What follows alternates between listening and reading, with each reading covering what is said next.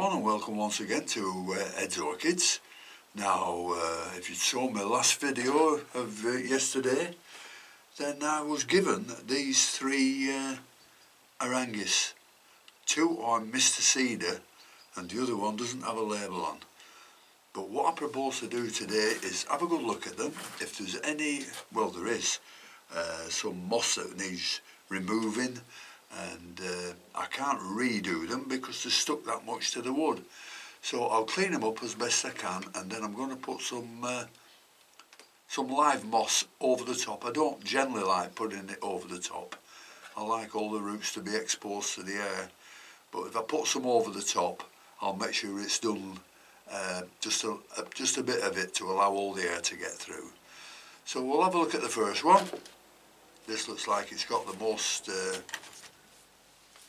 moss around it, and yep, this is a Mr. Cedar.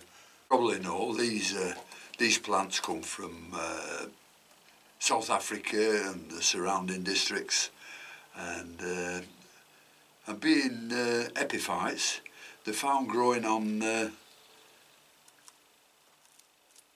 branches of trees. They sometimes I found in branches of trees, but overhanging water. So that gives us a sign that they do like to be damp.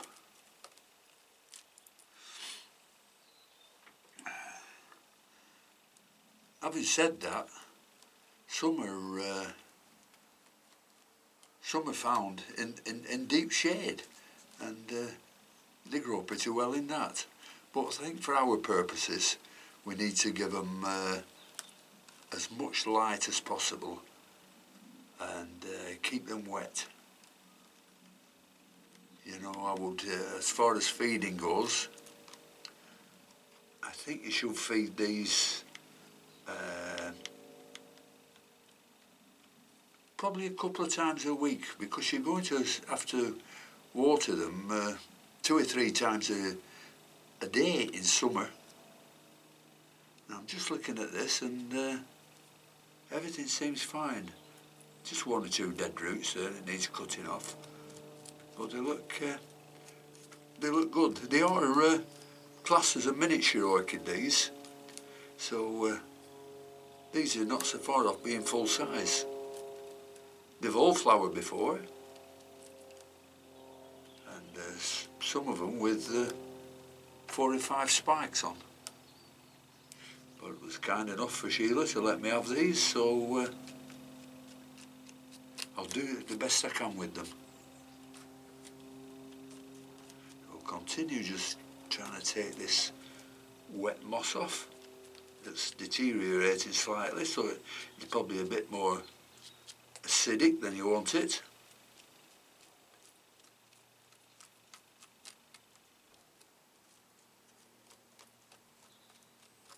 I'm just using a little meat skewer here for this.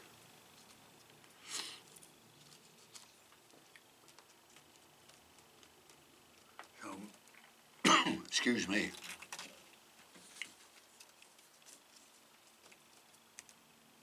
No, that's all the moss removed from that one. I think this band that's holding it on now can be removed. So we'll just nick it off.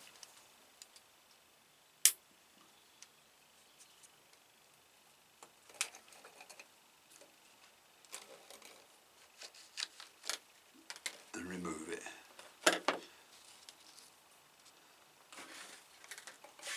So that's that one. The other one is an unnamed one, so it might come to me what it is, but this needs quite a bit of moss removing. This is the unnamed one. I'll probably find it if I look it up somewhere. She'll have it written down. So we'll find this from somewhere. And this has still got some of this old mossing that it was originally fastened to. So I'll get some of those. There's some new growing tips on these as well, so they're doing fine. They are virtually a full-size plant, all these three.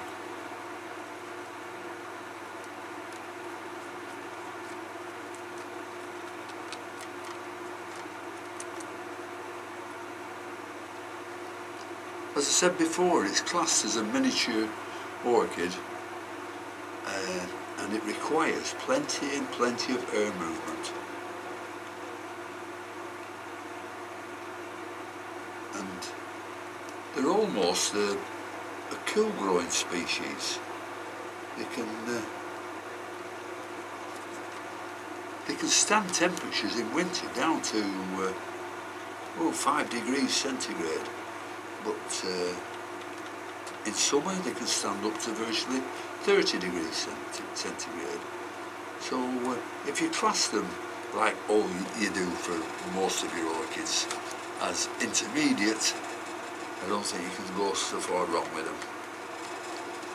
So it's a bit of a bind getting all this out because it's stuck to the rock. But we'll get out as much as we can. There are no soft roots, I don't think. There's some with just at the ends of the roots dying off, but we'll just nip them. See, there's a nice new root growing there. So I may be able to put some live moss underneath here, so that'll be helpful. So we'll see what's what. So that's the second one, and I don't think the third one has any moss on it whatsoever. I think it's all gone, but the roots are fantastic. These are nice and green. I think they're with algae. I'll just nip through one of them, and we'll see if it's live on the inside. Yep. Yeah, the ones that are green are live on the inside, so every root's fine. And there's more roots coming out of here, right at the end. So that's a dead leaf, so that might as well come off.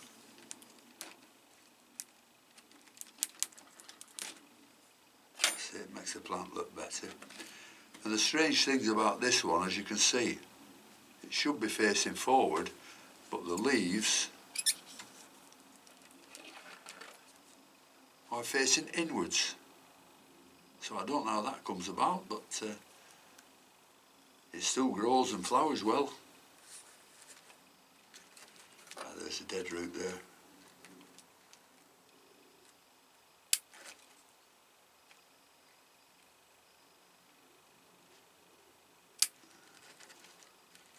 That's it. There's another dead one there. Yep, that's fine. So they're all fine, so nothing more remains to do with these except put a bit of live moss over them. Right, most of these Aerangis can be grown in pots, but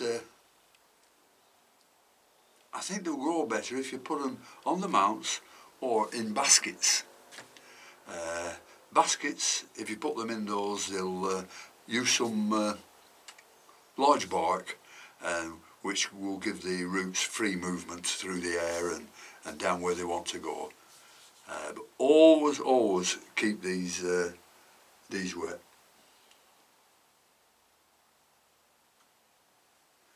In the growing season, as I've said before, these can be watered three times a day. But in winter, you can just leave them dormant. Don't feed them. Keep them nice and damp, but not as wet as you would in summer. But don't feed them at all in winter months. Right, we'll get the first one first.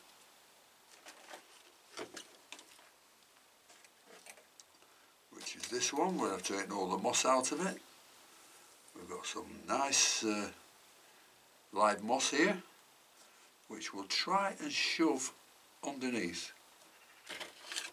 I can use the other end. There we are.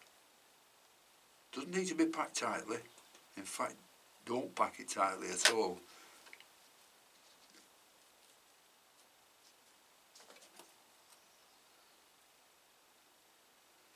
In fact, I don't think there's much more I can get in there. The beauty about this moss is when it's watered, it'll help to keep it damp. So it'll be longer periods before I can, before I need to water it again. But I think that looks quite nice. Like that. Let's put some under this root here. And I don't think I need to fasten those on at all. Just make sure it's nice and firm. Yeah, I don't think that looks too bad.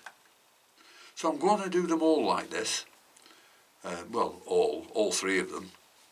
And then I'm going to give them a good watering. I'm going to give them a little bit of feed, and then I'm going to take it from there and look after them as best I can, because if I lose these, I'll be in bother.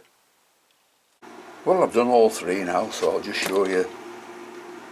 I'll just show you what I've done. Just put that little bit of moss there underneath, and another one, just to make sure it can stay nice and damp. And the other one. And I've just noticed that this one has a little cakey growing here. One of the leaves have been nibbled, but I think now we can hopefully bring it on. So those are the three Aerangis. Then we wait for the warmer weather, and hopefully we can see much growth on them.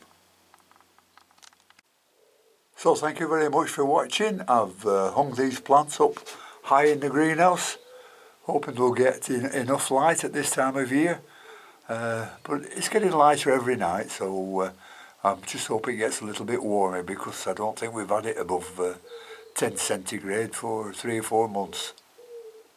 Anyhow, that's about it. So thanks very much for watching, and until next time, I'll see you all later. Bye.